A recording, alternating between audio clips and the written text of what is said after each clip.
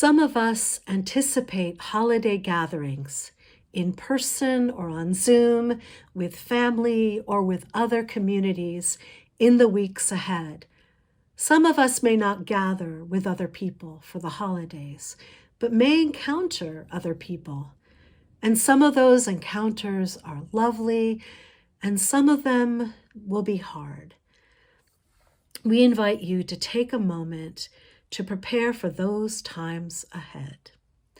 If we decide to stay in a challenging visit, if we decide it's not too abusive to remain, can we prepare ourselves to be ready, to stay strong, to remain whole, even when we choose to stay in conflict?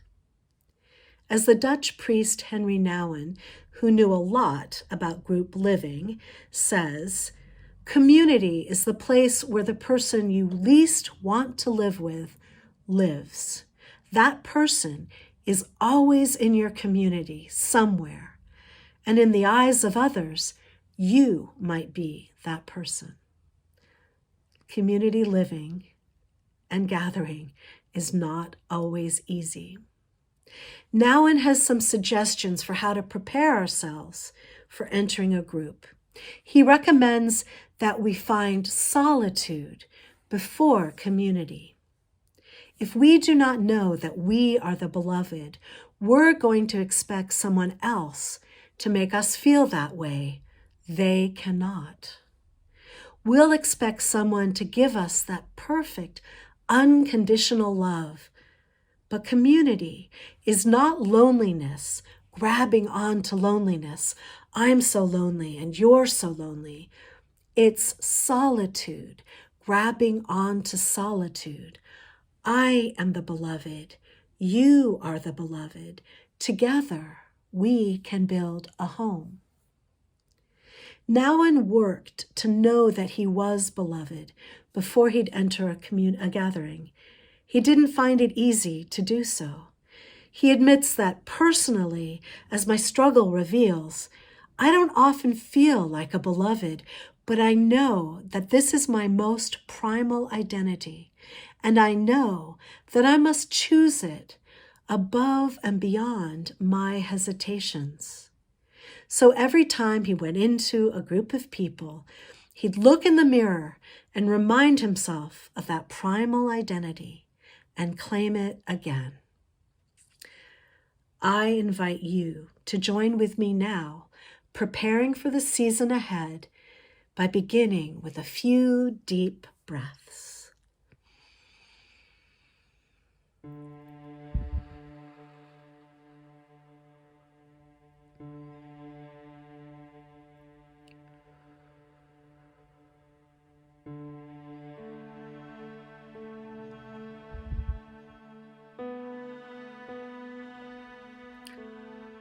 And now I invite you to imagine a table before you, a table from your past in which you felt fully accepted, nourished, loved.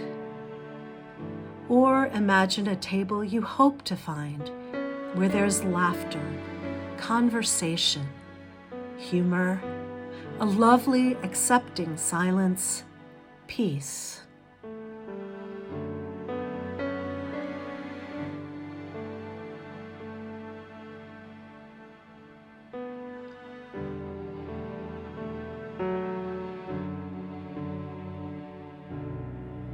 Can you see the plates in front of you?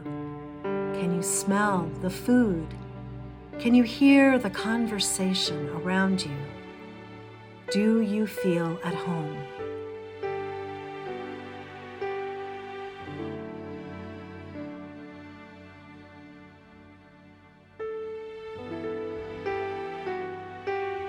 Now I invite you to remember a table from your past that held some tension, that harbored conflict, or to imagine one in the future that you foresee being difficult.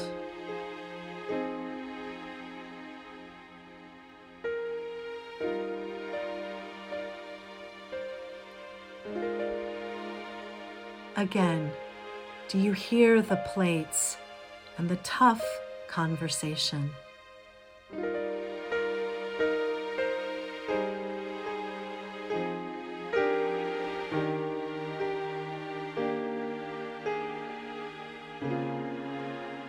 If you choose to stay, I invite you to take a deep breath and come home to yourself right now. There may not be a mirror at this place setting, but you can look down at a hand or the top of a knee, a part of your arm. You can move your shoulders back and take a deep breath.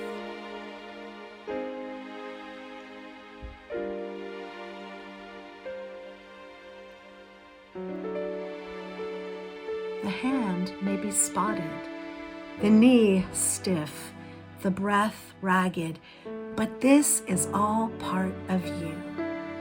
These parts are not perfect, but they are you, and they are loved.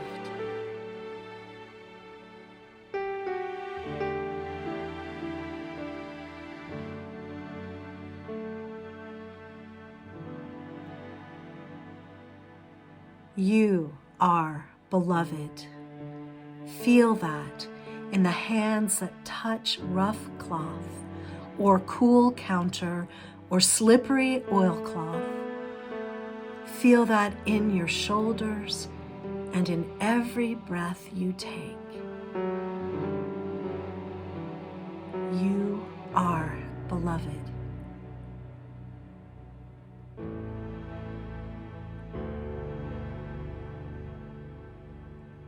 Claim solitude. Claim beauty. Claim that you are loved. No one can take away the fact you are beloved. No person, no argument. May this help you. Stay in the challenge. Face the conflict. Swimming in love for yourself and for the others in the room, at the table. Your solitude invites their solitude. Your worthiness values theirs. Maybe there is more room to be together in difference, more room for all there to be.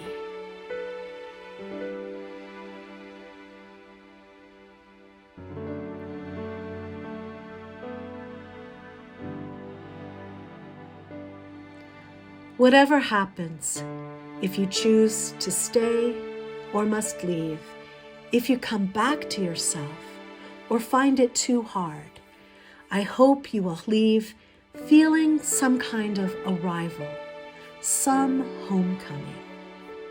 In the words of Raymond Carver's late fragment, "And did you get what you wanted from this life even so?